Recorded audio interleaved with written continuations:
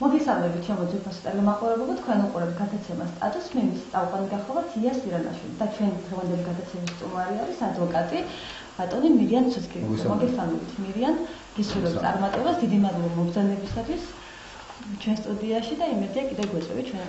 დიდი მადლობა შემიაკო რომ მომიწვია შენ გადაცემაში, გისურვებთ წარმატებას, უსურვებთ წარმატებას შენ ჟურნალისტიკურ კარიერას, გისურვებთ ამ ტელევიზიას ასევე წარმატებას და თლიანობაში ეს ყველაფერი ყოფილიყოს წარმატებული. მირიან, როდის დაიწყე ადვოკატობა და რამ განაპირობა, რომ ყოფილიყავი სხვის სამართლის ადვოკატი, რაიმე ფაქტი იყო ამასთან დაკავშირებით თუ ოჯახის წევრები იყვნენ იურისტები? ოჯახის წევრები არა ნამდვილად არ ყოფილიყავი იურისტები, სამწუხაროდ შორეულ წარსულში ჩემ ბავშვობაში 1994 წელი იყო კარგად მახსოვს, პირველად როდესაც ჩემ მეზობლად, ჩემ მეზობლებს ჰქონდა პრობლემები და მოაკითხა ადვოკატმა რაღაც საკითხთან დაკავშირებით და ამ ადამიანს რო შევხვდე, იმდენად მოწესრიგებული იყო, მაშინავე რაღაც ბავშვობიდანვე გამიშთა სიმპათია ზოგადად ამ პროფესიის მიმართ. ხოლო რაც შეეხება შემდეგ უკვე სწავლებასაც ყურადღება მივაქციე, თუმცა იყო პერიოდი ჩემ ბავშვობაში, სადაც სპორტზე მქონდა ძირითადი აქცენტები გადატანილი და 10 წლის განმავლობაში ვარჯიშობდი და ფეხბურთით ვიყავი დაკავებული და საკმაოდ პროფესიონალურად ვდგებოდი ამ საკითხსაც. თუმცა მე მაინც სწავლა გადააჭარბა და აქედან გამომდინარე ავიჩიე ეს პროფესია, ავიჩიე იურისპრუდენცია იურიდიული, ჩავაბარე იურიდიული 2003 წელს, დავამთავრე როგორც ხდება ეტაპობრივად და მოვედი აქამდე და გავხდი ადვოკატი სისხლის სამართლის მიმართ. ძალიან დიდი მნიშვნელობა აქვს იმასაც, თუ როგორ წარმოვიდგენ შენ პროფესიას ადვოკატობაშიც. ბუნებრივია, რა თქმა უნდა, ადვოკატი უნდა იყოს ძალიან ღირსეული.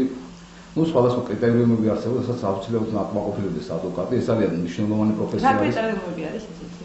პირველ რიგში ადვოკატი უნდა იყოს ღირსეული, უნდა უყვარდეს თავის პროფესია განსაკუთრებულად, უნდა იყოს ბრძოლისუნარიანი აუცილებლად და შემთხვევაში უნდა ასე ვთქვათ უკან იხევდეს ძალიან ბევრი პრობლემის მიუხედავად, რადგანაც ეს პროფესია პირდაპირ კავშირში არის ძალიან პრობლემასთან. არის ძალიან ბევრი მომენტი და სიტუაცია, როდესაც ადვოკატს ძალიან ისეთ კონკრეტულ და სპეციფიურ სიტუაციებთან ადამიანებთან აქვს შეხება, როცა ძალიან ბევრი ფიქრი გიწევს.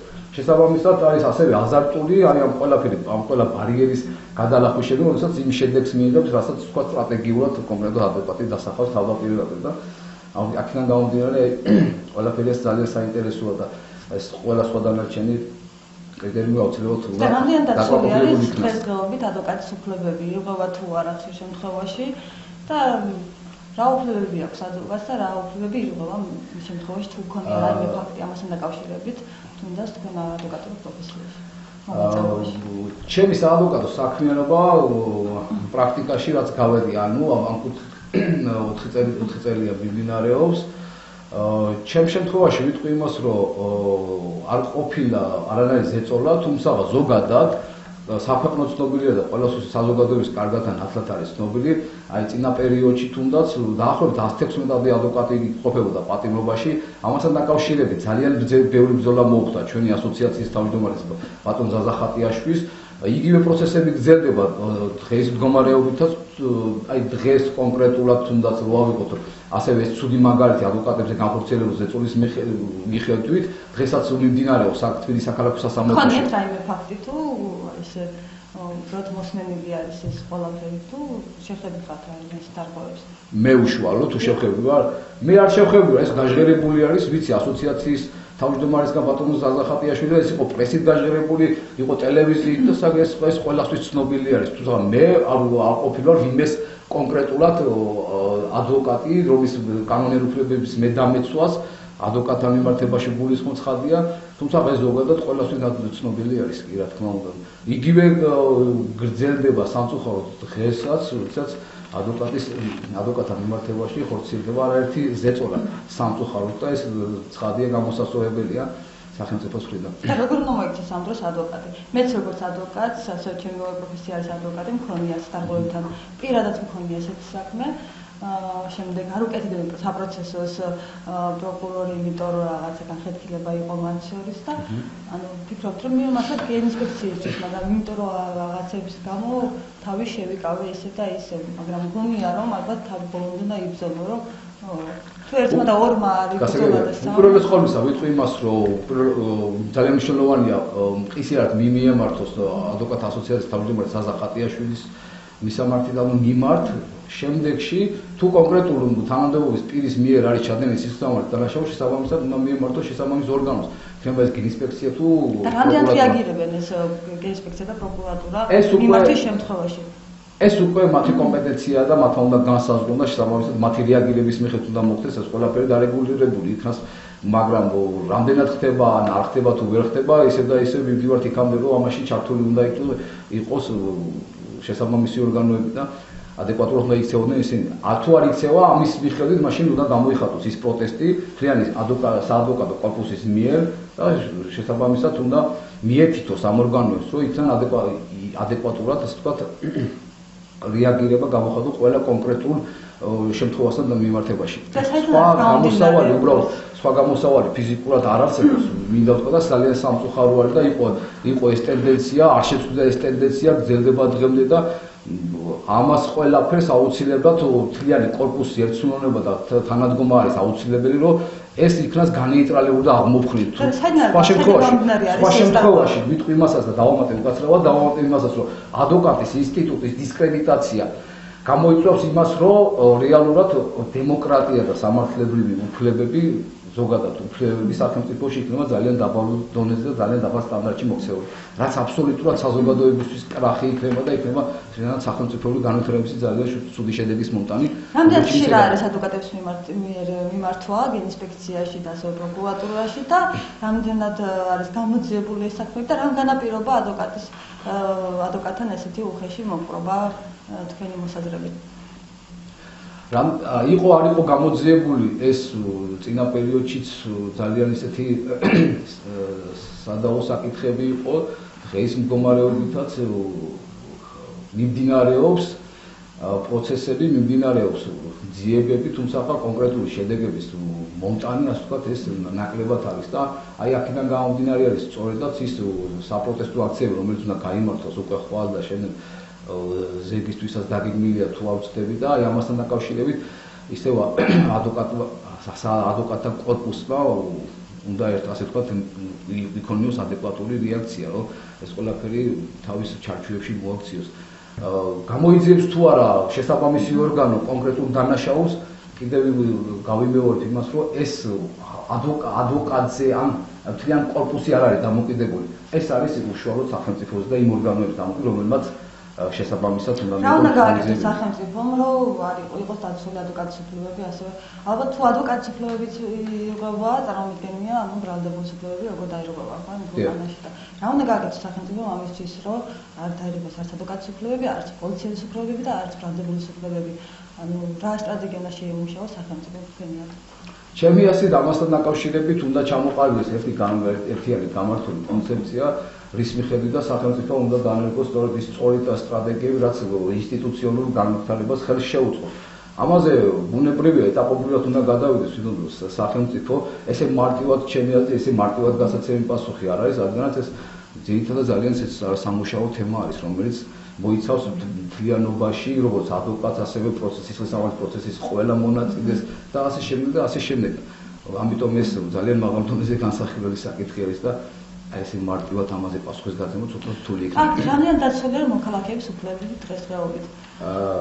აი გააჩი რა კუთხით გულისხმობ კონსტიტუციურად რამდენად დაცული არის, ანუ ხშირად აჩერებენ ადამიანებს, ხრიკავენ, რამდენად მიზანშეწონილია ეს კონსტიტუციურად გადაყავთ შემდეგ ნარკოლოგიურში არის დაკავების ადგილი, როგორც მე ვიცი, ანუ იქ ასევე ბოდიში და იქ რაღაც მოქმედების შემდეგად ესეც წამება თითქოს როგორც მე ვიცი. რამდენად დაცულია მოქალაქეების ზოგადად ქუჩაში, რომ მამაკაცები უფრო მეტად ახალგაზრდები, რომლებიც დადიან ქუჩაში, აჩერებენ, ხრიკავენ ხშირ შემთხვევაში, რა ვიცი. გასაგებია ძალიან კარგი შეკითხვა მინდა გითხრა და აქტუალური დღეს მოცემული სიტუაციის მიხედვით ძალიან ბევრი ყოფილა ეს შემთხვევები და სამწუხაროდ არ სრულდება და გრძელდება ის რომ როდესაც სამართალდამცავი სუბიექტი აჩერებს მოქალაქეს გაჩერებისთანავე მან უნდა განუმარტოს ეს ვალდებულება არის პირდაპირ სამართალდამცავებს რომ მან განუმარტოს თუ ვინ არის და რას წარმოადგენს ის ამის შემდეგ აუხსნა სამართლებრივი უფლებები ამ მოქალაქეს და შემდეგ განახორციელოს ის უფლებამოსილება რაც მას გააჩნია ამ კონკრეტულ შემთხვევაში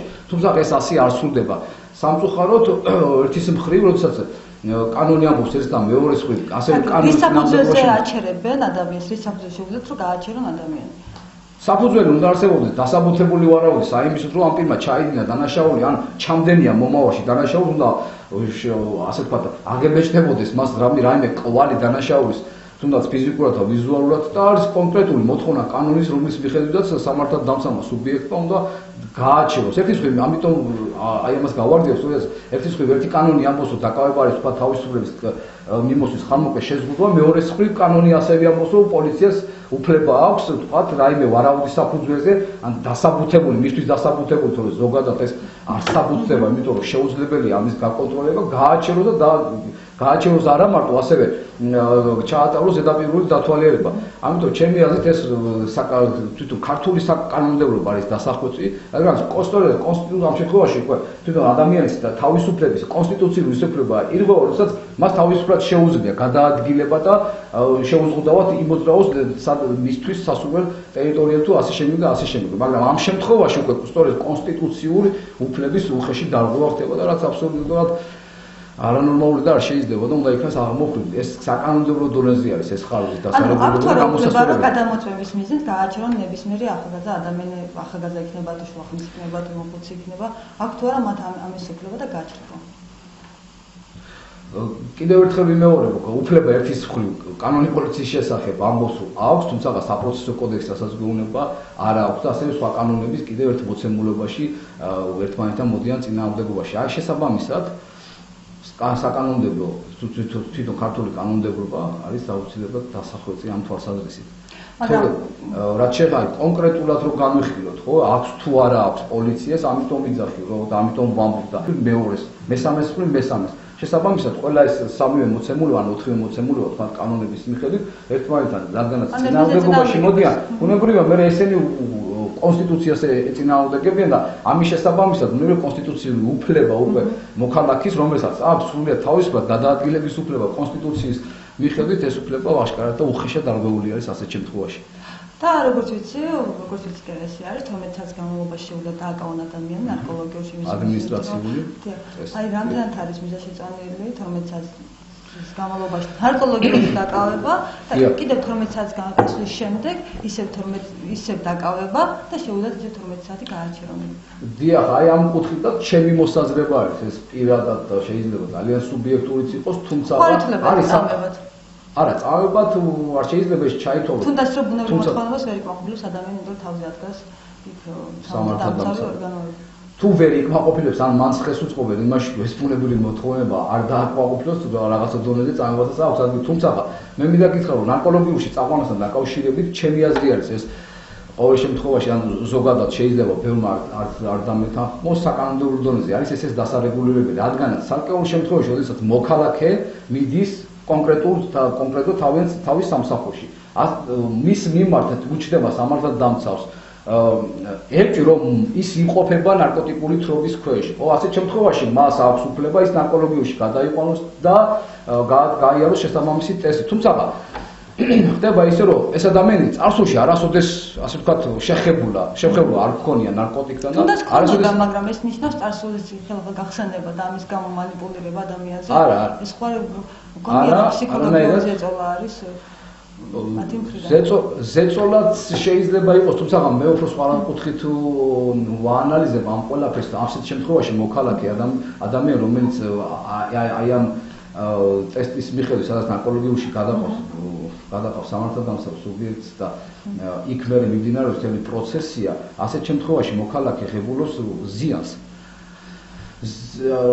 აქედან გამომდინარე საკანონმდებლო კუთხიდან ეს საკითხი ძალიან მოსაწესრიგებელი არის, რადგანაც ახლა პოლიციელი ის რომ ადამიანს შეიძლება დაღლილობის მიხედვით აღებეჭდებს რაიმე გარეგნული ისეთი ნიშანთვისება, რომელმაც შეიძლება შეუქმნას ვარაუდი პოლიციას ან ეჭვი საიმის რომ ეს თრობის ქვეშ იმყოფება და ამიტომ უნდა წაიყვანოს. ეს არ არის იმისთვის საკმარის საფუძველი რომ მოქალაქე 12 საათის განმავლობაში თუნდაც 1 საათის იმ დროს შეიძლება ადამიანს ეკუთვნოდეს დედა და ამას რატომ არ რჩება იმის უფლება თუნდაც სამოქალაქო წესით სარჩელი შეიტანოს კონკრეტული თანამდებობის პირის მიმართ და აი ამ თვალსაზრისით სწორედაც ეს ძალიან დასარეგულირებელი არის ეს ყველაფერი და მოსაწესრიგებელია კანონის დონეზე. სხვანაირად მე მქონია ესეთი საქმე, როდესაც ნარკოლოგიაში გადაყვანილ პირს წყალს ასხამდნენ, თეთრშულა ატარებდნენ, რომ მას როგორმე ბუნებრივი მოთხოვნა. ეს უკვე პასუხისმგებლობის საკითხი უნდა დადგეს სწორედ იმ კონკრეტული პოლიციის მუშაკის. რამდენად ხშირად თქვენ შემთხვევაში ესეთი შემთხვევები? ყოფილა საკეულ შემთხვევებში მოსულა ჩემთან ადამიანები, რომელთა მიმართაც განხორციელებულა მსგავსი ტიპის ცუდი მოპყრობა, ასე ვთქვათ, ხო, ეს ხო კარგი მოპყრობა რა, ეს თავის ხაზია. შესაბამისად, განცხადება შესაძლოა საჩივარი შესატანია შესაბამის ზემდგომ ორგანოში, სადაც მე უნდა განხილული იქნას ეს განცხადება და ეს კონკრეტული მაგრამ იქ ამის დამტკიცება რომ იქ მარტო არის, ხო? რეალურად ადამიანი და იმის დამტკიცებაში, ის სიმართლის დამტკიცება რამდენად გამართლებულია, რამდენად შეიძლება გამართლოს შემა საჩივარმა, ესეც ხომ არის? რა თქმა უნდა, ყველა საჩივარს თავის დასაბუთება ჭირდება და შესაბამისად ყველაფერი უნდა იქნას დამტკიცებული. ზოგადად ესეც ძალიან ძლიერი და პრაქტიკაში ნაკლები არის ამის შანსი. მაგრამ შენ ისხრივ ის გასაკეთებელი სამართლებრივ რაც არის უნდა გააკეთო, შეიძლება მოყოშილები, შეიძლება არ მოყოს, თუმცა უნდა გააკეთოს სხვა გამოსავალი. რამდენად ხშირად იჭერენ და ცემენ, ასე რომ ვთქვათ, უბნებში არიან ესეთი კატეგორიის ბავშვები, რომელსაც იზრდებიან ქუჩაში უფრო მეტად და რამდენად ხშირია ესეთი ფაქტი, რომ მათი ცემის შემთხვევები. დიახ, სწორედაც ესე ძალიან ისეთი მტკივნეული საკითხი არის დღევანდელი რეალობიდან გამომდინარე. სხვადასხვა ქუჩებში, ასე ვთქვათ, საქართველოს თბილისის ქუჩებში, რეგიონში, სხვადასხვა ქალაქებში სრულიად ისე რომ ვთქვათ, ახალგაზრდები არაფერს აბსოლუტურად არ აფუჭებენ. ხედავენ და უბრალოდ თავიანთ რაღაც ძალიან დაკავებული, რომელიც არ არის კანონსაწინააღმდეგო და ასე დროს მოდის პოლიციელი, რომელიც მათ მიმართ ახორციელებს, თუნდაც სიტყვიერ იგივე შეურაცხყოფას და შეურაცხყოფელი თქვა ტექსტები ესაუბრება, ბუნებრივია ასეთ შემთხვევაში ასეთი პოლიციელის პასუხისმგებლობის საკითხიც უნდა დადგეს.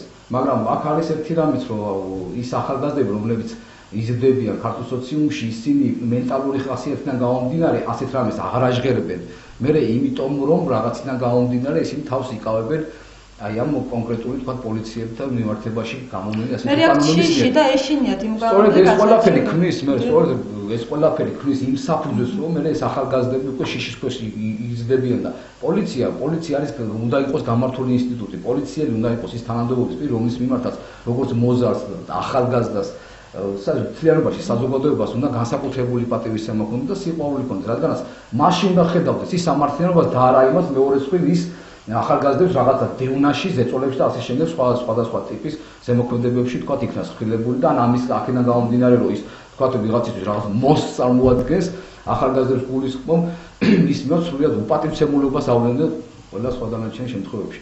ხო არ ფიქრობთ რომ ყველა ეს სამართალდამცავი ორგანოებში იყვნენ აი კონკრეტული პროფესიის და ეს უნდა მუშაობდნენ გაიარონ ფსიქოლოგიური კურსები თუნდაც სანამ სამსახურს დაიწყებენ.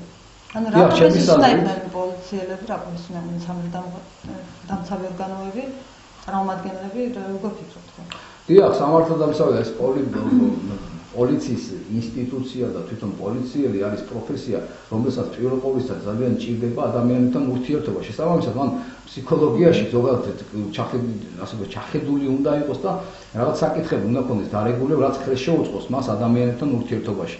შესაბამისად, ფსიქოლოგიაში ვთქვათ, იგივე ტრენინგების სახით იქნება თუ რაღაც კურსები თუ შინაგან საქმეთა სამინისტრო მიიღოს ამ გადაწყვეტილებას, რომ სანამ პირი დაიწყებს, მანამდე პოლიციაში მუშაობას, მანამ გაიაროს ეს კურსები, ანუ ერთ-ერთი იყოს ეს მიმართულებაც არ იქნებოდა უდიგო, რადგანაც სწორედ საზოგადოებასთან ურთიერთობა სასახად ჩემი აზრით მოითხოვს იმას, რომ ფსიქოლოგიურად მომზადებული იყოს თვითონ ეს ადამიანი და ამ ფსიქოლოგიური თვალსაზრისით ზოგადად ადამიანებთან ურთიერთობაში იყოს კარგად ჩამოყალიბებული. თუნდაც თემასთან დაკავშირებით ხო არ ფიქრობთ, რომ მათი არაკომპეტენტურობის ბრალი არის ეს, რომ მათ არის იციან თუნდაც პოლიციელებმა რა უფლებები გააჩნიათ მოქალაქეების მიმართ. თუ ის უბრალოდ მას ფსიქოლოგიური პრობლემები აქვს და მაგიტო ახორციელებს ეწოლას ადამიანებზე. საქმე იმაშია, რომ კონკრეტულ ადამიანს, კონკრეტულ პოლიციას აქვს თავისი წარსული. იმ წარსულიდან გამომდინარე, როდესაც უკვე ამ სამსახურში მოდის და ამ თანამდებობას იკავებს ის და ხდება პოლიციელი, აი ამ წარსულიდან გამომდინარე სარგებლობს თავისი სამსახურებრივი მდგომარეობით, რომელიც ასევე დასჯადი არის კანონით და ბუნებრივია არ შეიძლება, თუმცა ეს პრაქტიკაში ნაკლებია ასეთი შემთხვევა, რომ ამის გამო ვინმე დასჯილი იყოს და ის ამას ამ სულ წარსულს ვინმე კონკრეტულ ადამიანებთან მიმართებაში ძალიან ცუდად იყენებს და ახორციელებს ძალიან სერიოზულ ზეწოლებს. რაც ცალსახად აღსაკვეთი არის ბუნებრივია. მაგრამ არ ეშინიათ იმის თუნდაც პასუხისმგებლობის კომპეტენტურები არიან როგორც გამოდის, მაგრამ მაინც აკეთებენ ამას, იმიტომ რომ ფსიქოლოგიური პრობლემები აქვს. განზრახ, დიახ, აქვს ასევე ფსიქოლოგიური პრობლემა და იმიტომ ვიძახი, რომ რაც მარტივი ტესტის მიხედვით პოლიციაში მუშაობის დაწყება არ შეიძლება. შესაბამისად უნდა იყოს ეს ყველაფერი დარეგულირებული ისევ სახელმწიფოს მიერ და არა საზოგადოების მიერ. რას გეტყვით უკანონო დაკავებებთან დაკავშირებით ამდენად ხშირი არის უნდა ჩადებები და ასე შემდეგ. სამწუხაროდ ეს პრაქტიკა პოლიციას ძალიან შეუდგეთ, პოლიციის მიერ ეს უკანონო განხორციელებული დაკავებები და საგამოძიებო მოქმედებები, რომლებიც წლების განმავლობაში ასევე საზოგადოებამ ძალიან ნათლად და კარგად ის რომ მიმდინარეობდა, იგივე ქმედებები პოლიციის მხრიდან ეხლა გრძელდება, რაც არ არის აღკვეთილი. თუმცა ასეთ შემთხვევებში მტკიცება იმისი, რომ კონკრეტულმა გამომძიებელმა ჩაიდინა ისა თუ ის კანონსაწინააღმდეგო ქმედება, ასეთ შემთხვევაში მოქალაქედ დაუცვლელად ისევ დარჩენილი არის. რაც ძალიან სამწუხარო და პარადოქსალურია. ისევ მეორე სახელმწიფო თუ დემოკრატიზაციის გზასა და შესაბამისად პოლიციის ინსტიტუტი უნდა იყოს სრულად მოწესრიგებული და ჩადებებთან დაკავშირებით რომლის მიხედვითაც არაერთი პირი იმყოფებოდა პატიმრობაში წლების განმავლობაში, იგივე ხორციელდება და გრძელდება დღესაც, რაც ძალიან სამწუხაროა ჩემთან. არაერთი ადამიანი მოსულა სწორედ ამ პრობლემით, არაერთი ადამიანი ყოფიდა ჩემი დაცვაში ყოფიდა. შესაბამისად ეს საკითხიც ძალიან მოსაწესრიგებელი არის. ისევ და ისევ შესაბამის ორგანოებს. შეიძლება მართლა ქონდეს ადამიანს ნარკოტიკები და უკვე აღარ დაიჯერო იმისი, იმიტომ რომ მეტად ხშირად არის ეს ჩადებების ინსტიტუტები, რომ უკვე მაგასაც აღარ დაიჯერება ხო ადამიანს, რომ რეალურად ქონდეს რამე ფაქტი ხელში, მაგრამ მეტად ხშირად არის, რომ რას გეტყვით ახალგაზრდებთან დაკავშირებით, რამდენად ხშირი არის მათი უფლებების დარღვევა განსაკუთრებით არასწორთა მიმართებაში. პენიტენციარულ სისტემაში თუ ზოგადად სოციუმში. იგივეს გავიმეორებ, პოლიციის მხრიდან პოლიციას გულისხმობთ თუ არასწორთა მიმართებაში რამდენად ხშირი არის დარღვევები, ხდება თუ საზოგადოების მიერ. არის ეგეთი შემთხვევებიც, იგივე მარტივ მაგალითს ვიტყვი, მე სადაც ვცხოვრობ თბილისში დღესდღეობით. ჩემ თვალწინ მომხდარა ბევრი ისეთი შემთხვევა, როდესაც არასოციალურების მიმართ უფროსი მოზარდი ადამიანების მიერ მიმდინარეობდა სერიოზული ასე ვთქვათ ფიზიკური ზეწოლები. რასაც უნდა დასაგმოვია ისევ და ისევ ამაში მშობლებმა უნდა მიიღონ მონაწილეობა, თუ მშობლები არ აყავს მეუღლეებმა და ასე შემდეგ საზოგადოებმა დაწესებულებებმა ყველა მთლიანობაში თითოეულ ჩვენთაგანის პრობლემა არის ეს საკითხი და აქედან გამომდინარე ყველამ ერთობლივად ასე ბაშად უნდა მოვაგვაროთ. თუ მოგვარებადი არის, ვფიქრობ მოგვარებადია და ამაში ყველა მონაწილეობა უნდა მიიღოს. ასევე გახდა ქართულ უფლებების დარღვევა, შეიძლება არის ძალადობა, მეუღლეების ასევე შეყვარებულების მხრიდან და როგორ უნდა მოიცნენ ეს ადამიანები და ეს მომიყვანთან. ძალადობის შემთხვევაში მიემართება როგორც წესი პოლიცია გამოსცემს შემაკავებელ ორდერს, ამის მერე მსხვერპლმა უნდა მიმართოს და ამის მერე ბუნებრივია ის მეორე მხარე ვინც ახორციელებს. რამდენად წრის შემაკავებელი ორდერი პრაქტიკაში ასევე სამწუხაროა, პრაქტიკაში ასევე შემაკავებელი ორდერისთვის ბევრს აღარ შევხედავს და მოხდა ძალიან ისეთი ქმედებები განხორციელებული. რას შემაკავებელი ორდერი? პირის მიერ განხორციელებული ქმედების აღკვეთას, რომელსაც გამოსცემს კონკრეტული თანამდებობის პოლიციელი სამართალდამცავი სუბიექტი. რის მიხედვითაც თუმცა ეს მაინც არ აღმოჩნდა საკმარის აიმისოთ, რომ მისი ქმედება აღკვეთილი იყო და ამას პირიქით სტიმული მიუწია ზოგიერთ შემთხვევაში ზოგიერთი პირის სისხლისამართი დანაშაული ჩაიდინა და ფატალურად დასრულებულა მსხვერპლის შედეგი და აქედან გამომდინარე ამაზე მუშაობა ძალიან გააქტიურა ბოლო წლებში. იქიდან გამომდინარე რომ ასეთი შემთხვევები აი წინა წელთან მიმართებაში კარგად ვიცით თუ რამდენი ოჯახური ძალადობის შედეგად იგივე რამდენი მსხვერპლი აღმოჩნდა და რამდენი ლამაზი მანდილოსანი შეეწირა ასეთ ძალადობას. ეს ბუნებრივია აღსაკვეთი არის, ესეც საზოგადოების პრობლემა არის. ჩემისათვის ესეც იმის პრობლემა არის, როდესაც მამაკაცი რაღაცა პირად ამბიციას ვერ იკმაყოფილებს, ან მამაკაცი რაღაცა ფსიქოლოგიური ხარვეზები არსებობს და ასევე არის ერთი ასეთი ძალიან ისეთი მნიშვნელოვანი მენტალური ხარვეზებიც არის ზოგიერთ შემთხვევაში, როდესაც ის რაღაცა კონკრეტულის გამო ართმობს რაღაცას და ამის შესაბამისად მანდილოსნის მიმართ ახორციელებს ისეთ არანორმალურ ძალადობას, აი რომელიც კარგად შევხედეთ რა არის რა ფატალური შედეგებითაც დასრულდა.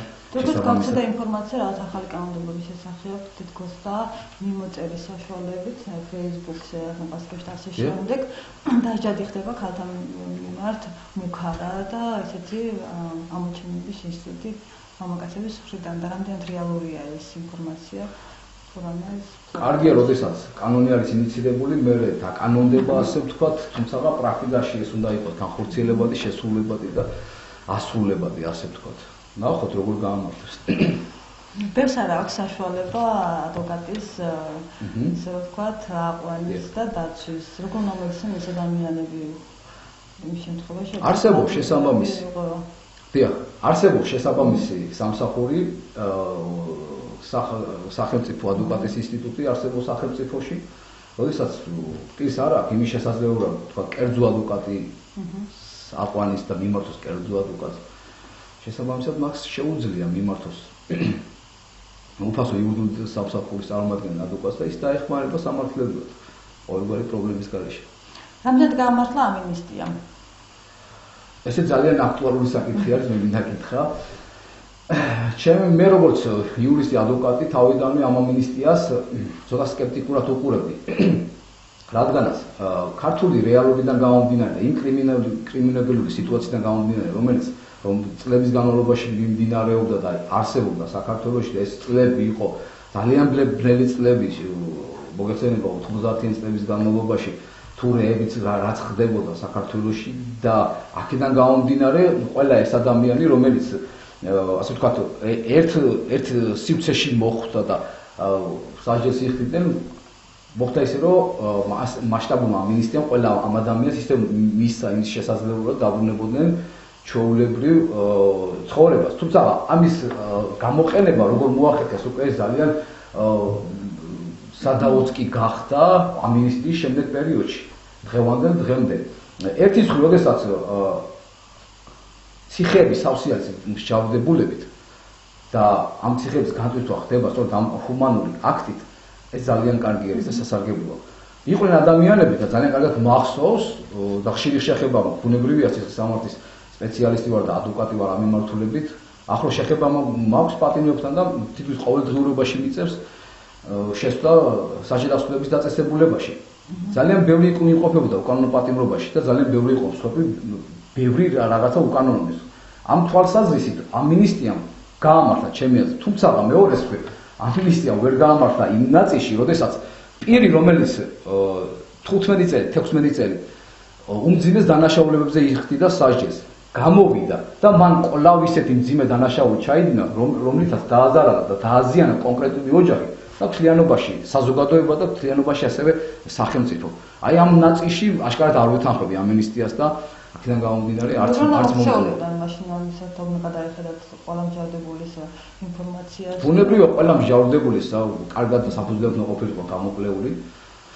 ამის მიხედვით, თუმცა ეს უკვე ასე წარსულია და ამაზე ეხლა მსჯელობა, უბრალოდ ეს ჩემეული შეფასება და ანალიზი. რა ხდება დღესდღეობით პენტენციალურ სისტემაში, როგორ არის ძალიან დაცული არის პატიმრობის უფლებები და აქვს თუ არა მათ ელემენტარული სამედიცინო საშუალებების მიღების პირობები. დიახ, ეთქვი იმას, რომ დღევანდელი სიტუაცია რადიკალურად განსხვავებული ადრინდელისგან, დღეს პატიმრის უფლებები ყარად შეიძლება იყოს, რომ დაცული არის, ისინი მართლა კარგად ზომენ თვალსაზრისით ციხეში არის, თუმცა ამ თვალსაზრისით უფლებები დაურღვეველი და დაცულია, კარგად ზომენ თავს და შესაბამისად ძალიან კარგი ვითარება არის მთლიანობაში დაწესებულებებში პატიმრების კუთხით. თუმცა ამ ბოლო წლებშიც ჰქონდა ადგილი იგივე გეგუთის ციხის დაწესებულებაში სუიციდის ფაქტი იყო, ცალკეულ შემთხვევაში ჰქონდა ზეწოლებს და ადამიანურ მოპოვებასაც კი ადგილი, მაგრამ მთლიანობაში შეფასების თვალსაზრისით რო შეოფასო შეცვლილი ვითარება პოზიტიურად ცხადია და კარგი სიტუაცია არის. მაგრამ ამასთან ვიყავი, მქონდა ის შესვლის ბედნიერება და პატიმარი ითხოვდა წამას თუ ამას ბედნიერება. პატიმას არ აწვდნენ წამას, რომელიც ძალიან სჭირდებოდა მას. ვინ არ აწვდიდა? ანუ ადმინისტრაცია და ექიმები. შესაბამისად რეაგირება უნდა მოხდეს ასეთ კონკრეტულ ფაქტებთან მიმართებაში. ბუნებრივია საშინაო სამინისტრო უნდა გააკონტროლოს ადმინისტრაცია. ბუნებრივია, როდესაც პატიმრის რაღაცა უფლება დარღვეული არის, რაღაცას არ აწვდენ მედიკამენტს, ან თქვა მას სამედიცინო დახმარება არ ეწევა სათანადოდ, ამაზე ცალსახად რეაგირება საჭირო არის. რამდენი შეიცვალა პროკურატურა დღესდღეობით და რამდენი სამართლიანი არის ის? პროკურატურის მუშაობაზე, ნეგატიურზე და პოზიტიურზე შეიძლება ბევრი ვისაუბროთ, აქ ბევრი სადავო საკითხიც არის. თუმცა მთლიანობაში შედარების თვალსაზრისით ასევე ვიტყოდი იმას, რომ პროკურატურა გათავისუფლებული არის ზოგადად პოლიტიკური მართლობებიდან. და შესაბამისად ნორმალურად ჩაითვალა მათი მუშაობა. თუმცა არის საკრეული პროცესები, როდესაც კონკრეტული პროკურორი ან პროკურორები ძალიან ცუდად იქცევიან. ცუდად რას გულისხმობთ, როგორ იქცევიან? იგივე ბრალდებულთან მიმართებაში იქცევიან ცინიკურად, იგივე ადვოკატთან მიმართებაში, იგივე საზოგადოებასთან მიმართებაში, იგივე კანონსაწინააღმდეგო ქმედებებთან მიმართებაში არ იქცევიან კანონის ფარგლებში და ასე შემდეგ და ასე შემდეგ. და სასამართლოზე რა სიტყვით? სასამართლო ხელისუფლება ასევე შეიძლება ითქვას, რომ გათავისუფლებული არის. როგორც სისხლის სამართლის სპეციალისტი, გეტყვი იმას, რომ სისხლის სამართლის სპეციალისტი, გეტყვი იმას, რომ დღეს გამომართლებელი განაჩენი მრავლად გება წინანდელთან შედარებით. რაც აშკარად პროგრესი არის სასამართლო ხელისუფლების და თვითონ სასამართლო სისტემის. ამავდროულად, როგორც ვიცით, კოლეგა ხარ და დამეთანხმები სასამართლოს ყავს ახალი თავმჯდომარე. ნინო გვენეტაძე. შესაბამისად, მე პირადად, როგორც სისხლის სამართლის სპეციალისტი და ადვოკატი, მე იმედება და მაქვს ის განწყობა, რომ მომავალში ეს ქალბატონი ხელს შეუწყობს სასამართლოს მუშაობას და მის მიუკერძოებებას, ობიექტურობას უფრო ნათელს და ეფექტურს გახდეს მთლიანობაში სასამართლოს მუშაობას. ეს პირდაპირ დაკავშირებული არის სახელმწიფოებრივ განვითარებასთან. ეს არის საზოგადოების განვითარებასთან დაკავშირებული, რომ ადამიანს მისი უფლების დაცულობა და მისი დაცვა ხდებოდეს სწორედ სასამართლოში სამართლებრივი გზით, არამედ სხვა რაღაცა არანორმალური ქმედებები და რაღაცა სიცოცხლეები ქცევები. მაგრამ აქედან გამომდინარე, მაშინ როდესაც ჩვენი იურისტები, ადვოკატები, პროკურორები და ასე შემდეგ მოსამართლეები, აი ამ ყველა ამ პროცესში უშუალოდ უნდა ვიღებდეთ მონაწილეობას და ჩვენ რაღაც წვლილი უნდა შევქმნას იმაში, რომ სასამართლო იქნას განვითარებული. მაგრამ ხარ გონიათ, რომ სასამართლო მიმდინარეობს პროცესუალურად და მტკიცებულებები საფუძველზე შეიძლება ადამიანი იყოს სრულად დანაშაულო, მაგრამ არ ვერ შეძლოს მტკიცებულების მოპოვება, თუმცა ადვოკატმა ვერ შეძლოს სრულად მტკიცებულების მოპოვება. რაიმე შემთხვევით ფაქტორი უნდა არსებობდეს, მაგრამ შეიძლება არაკომპეტენტური ადვოკატი და ამ დროს იჩაგრება ბრალდებული. აი ამ შემთხვევაში ასეთ შემთხვევაში სასამართლო ბუნებრივია უფლება აქვს მოსამართლეს, რომ გამოიტანოს გამომართლებელი განაჩენი თუ მას ლოგიკურად სჯერა, რომ ის არის დანაშაულო ფაქტების გარეშე. ბუნებრივია თუ მტკიცებულებები არ არსებობს და ხელს ასე თქვა არ უწყობს მოსამართლეს აიმისოს, რომ გამომართლებელი განაჩენი დააყენოს ამ კონკრეტული პირის მიმართ, ან თუნდაც არაკომპეტენტურობა ეხა ადვოკატის არ არის პირდაპირ დაკავშირებული კონკრეტულ მოსამართლესთან ან სასამართლო ხელისუფლებასთან, ხო ეს თვითონ პირის აქ უფლება არჩიოს ერთი ან რამოდენიმე ადვოკატი, მის მიერ იქნას შერჩეული ეს ადვოკატი ან ადვოკატები, ხო მას აქ ამის სრული უფლება, ამაში მოსამართლე მონაწილეობას ვერ მიიღებს, ხო? ბუნებრივია. თორემ მაშინ მოსამართლე ემყარება როგორც ასეთი ფაქტებს, ხო? სწორედ მაგაზე პასუხობ და მაგას ვამბობ, რომ როდესაც სასამართლო ემყარება უთხოვარ მტკიცებულებებს და ამ მტკიცებულების მოპოვება დამოკიდებულია მხარეზე, ხო? მოსამართლე ხო არ მიიღებს მტკიცებულების მოპოვებაში მონაწილეობას. არაკომპეტენტური ადვოკატი და ვერ მოიპოვა მტკიცებულება, გამორჩა თუნდაც და ამის გამო ასეთ შემთხვევაში იმ დაჩაგულ ადამიანს უფლება აქვს იმართოს ეთიკის კომისიას და გაასაჩივროს ადვოკატის არაკომპეტენტურობა. მაგრამ იქ სასამართლოში ამაში მოსამართლე ვერანაირად ვერ ჩაერევა. ბუნებრივია. ხომ არ გონია შემთხვევაში ის იქნება მიკერძოებული, ხო? და არა ობიექტური. და ამიტომ ხო არ გონია შესაძლებელი. მოსამართლის ინტერესის მხარის მიმართ ეს ბუნებრივია არ შეიძლება, ხო? გასაგებია, მაგრამ ეს პროცესუალური მოქმედებები ხო არ გონია, რომ შეიცვალოს რაც უფრო ლოგიკურ დასმაზე. პროცესუალური მოქმედებები თუ ადვოკატის და მხარის თვალსაზრისით, დაცვის მხარის თვალსაზრისით შევაფასებთ, მე ვთვლი, რომ თვითონ ასოციაციის თავმჯდომარე უნდა იზრუნოს იმ სტანდარტებზე, რომ ადვოკატი იყოს უფრო მეტად განვითარებული და უფრო მეტად მაღალ პროფესიონალური, რაშიც თვითონ ასოციაცია უნდა დაარეგულიროს ეს საკითხები. სხვა შემთხვევაში აქ სასამართლო და მოსამართლე ამაში ჩართულობა და ჩარევა რაიმე ფორმით ეს ბუნებრივი აღარ იქნება ობიექტური. კარგი, რას ურჩევდი ახალგაზრდა იურისტებს, რომლებიც ახალგაზრდა ბარებენ და უნდათ მომავალ ადვოკატებს, ან ვისაც ამ პროფესიის მიმართ ინტერესი გააჩნია და აქვს იმის სურვილი რომ მოვიდეს ჩვენ პროფესიაში, ურჩევდი უპირველეს ყოვლისა იმას, რომ ძალიან მჭიდრო და ახლო ურთიერთობა გქონდეთ წიგნებთან. სხვა შემთხვევაში შეუძლებელია შედგე იურისტი და იყო მაღალკვალიფიციური მაგრამ საკმარისი არის მარტო წიგნები, ანუ არ ხდება ასეთი რამე, როდესაც შენ წიგნებთან გააქვს ურთიერთობა ერთის მხრივ და თეორიაში კარგად ხარ თქვათ ჩამოყალიბებული და პრაქტიკაში არან ვერა, ასეთ შემთხვევებში უნდა შეარჩიო ძალიან ესეთ პრაქტიკოსი ადვოკატი, რომელიც კარგად ხედავს პრაქტიკულად საქმეებს და შესაბამისად მისგან უნდა მიიღო რჩევები, გაითვალისწინო და ამის მერე უკვე შენ თვითონ შენზეა დამოკიდებული, რადგან ადვოკატი ხო სწორედაც დამოუკიდებელი და თავისუფალი პროფესია არის. დიდი მადლობა ბატონო მირიან მობრძანებისათვის, დიდი მადლობა მაყურებელს ჩვენთან ყოფნისათვის, ეს ხო გადაცემა სტატუსი და გემშვიდობებით ერთი კვირით. დიდი მადლობა შენ.